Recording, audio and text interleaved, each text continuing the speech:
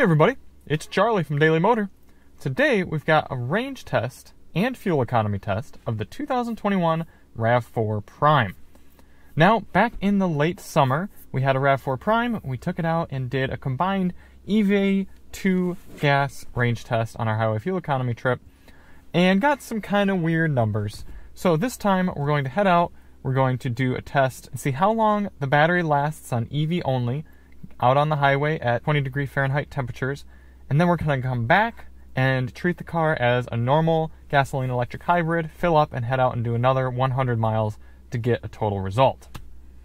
So I have had the climate control on for about 5 minutes here using the key, the nifty little feature that the RAV4 Prime has. From within your house you can lock it and then hit hold AC, and then you can hear it actually took a while for the heat pump to start building heat. But now you can hear it's blowing away. Is it warm? It's still not very warm. It takes a while for that to kick on, especially compared to our Model Y. Heat kind of starts coming immediately. But anyway, that's been on for about 5 minutes and the cabin is starting to warm up, so we won't have to use quite as much electricity to heat the cabin. So let's hop out, unplug the car, and get started. So pretty dirty here, but you can see 2021 RAV4 Prime plugged in using our Grizzly 240 charger. Grizzly was nice enough to send us a charger to try out with all these electric vehicles we've got, and it's been really great so far. They're based out of Canada, and you can see they build a really high quality cable that even in sub-zero temperatures is still very malleable, flexible, and really long. This is the 24-foot version. So let's bring this back inside. I've not engineered an elegant solution for how to hang this cable yet, so bear with me, but you can see the Grizzly charger right here, pumping away electricity. Definitely one of the best chargers on the market for $400. Much higher quality than those cheap ones you can get on Amazon, but still less expensive than something from ChargePoint or NLX or one of those like juice box type companies. Highly recommend the Grizzly E. All right, let's fire it up and get rolling.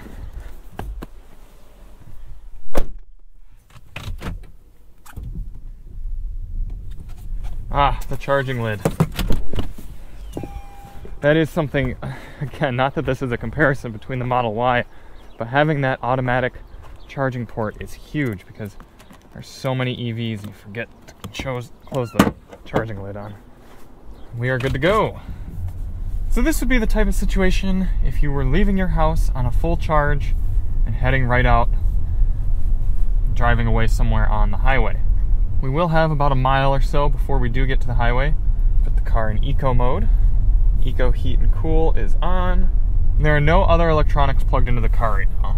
Actually, I forgot, we're gonna start doing cold EVs at 66 degrees. Climate set to 66 degrees auto and 1 level of seat heat. I think that's a pretty comfortable way to do it. Right now it thinks we've got about 34 miles of EV range. You really got to put your foot in it to get up to highway speed when you're in eco mode. You can see I'm kind of keeping it close to the eco center of the power gauge. And we're not going to try to hypermile on this test. We're just going to get up to a normal cruising speed, 72 miles per hour, according to the GPS. So that was about 2.5 miles before we got onto the highway, a little bit longer than I thought. We're going to go out about 20 to 25 miles and then turn around. Somewhere coming on that back stretch, we should use up to the end of our EV range. Initial highway comfort, pretty darn good. Cabin's getting up to a good temperature. I'm comfortable. All right, we're going to cruise on, catch up with you when the battery runs out. In the meantime, enjoy this quick time lapse.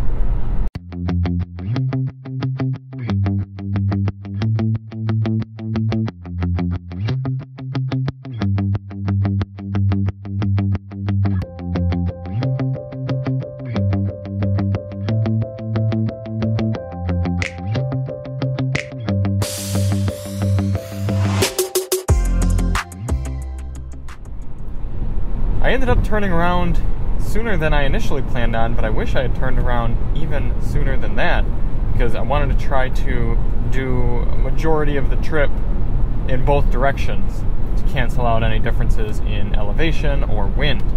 However, after 26 miles total, about 23 of those miles on the highway, we are just about out of juice in the battery, or to the point where we're going to stop running on electric vehicle mode and switch over to hybrid vehicle. There we are, right there. 27.2 miles on the GPS, 3 of those being off the highway, average speed of 62 miles per hour.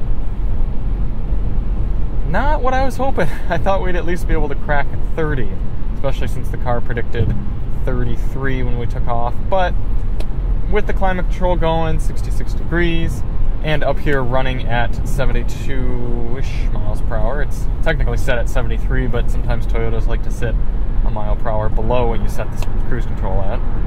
Died out fairly quick.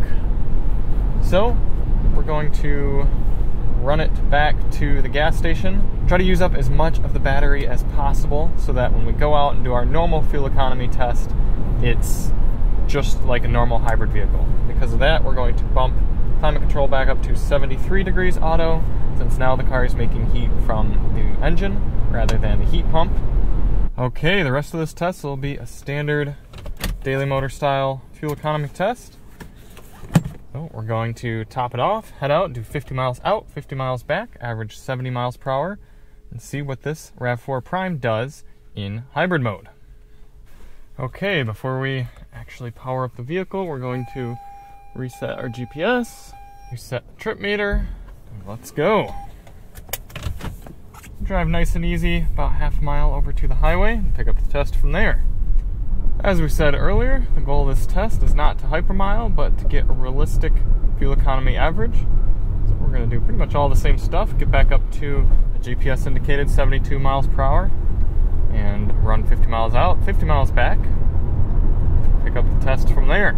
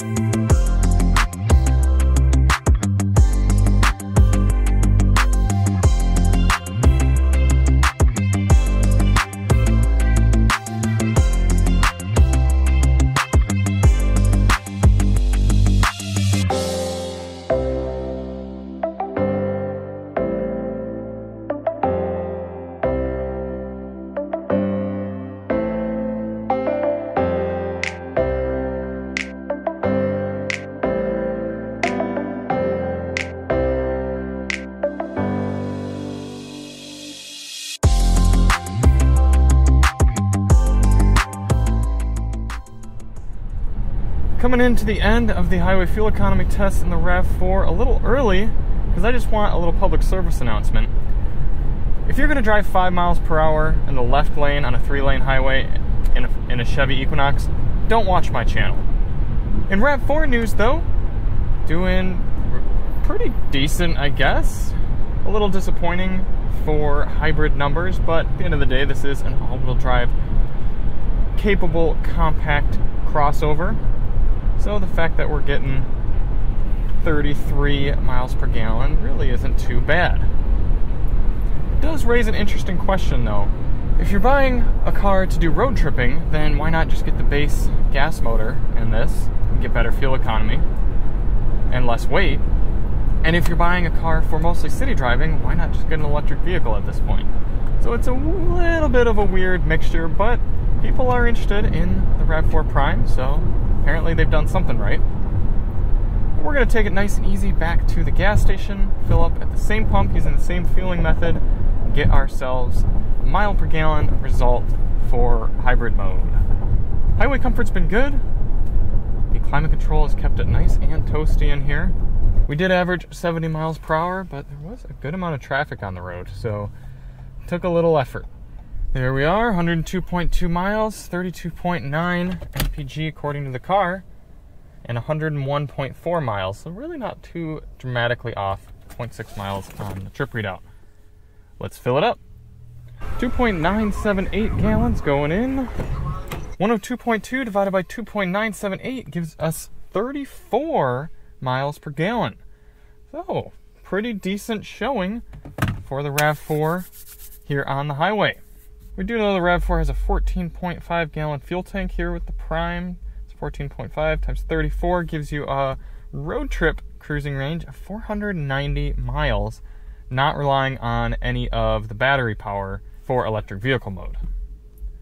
And throw in an extra 20 or 30 miles if you leave with a full charge.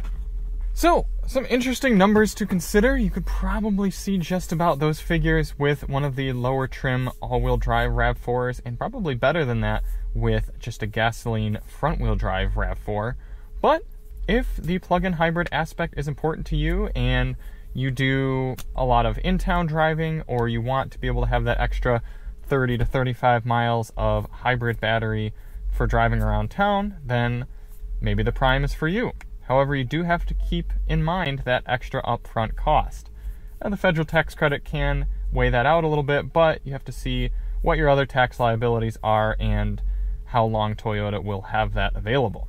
So in the cold here, about 27 miles of EV-only range at highway speeds, and then 34 miles per gallon in hybrid mode. Thank you all so much for watching. If you want to see more on the RAV4 Prime, check the links in the description for our JBL sound system test and our full review, as well as a comparison between this and our standard range rear-wheel drive Tesla Model Y. And we'll see you on the next one. I'm Charlie from Daily Motor, and as always, drive on.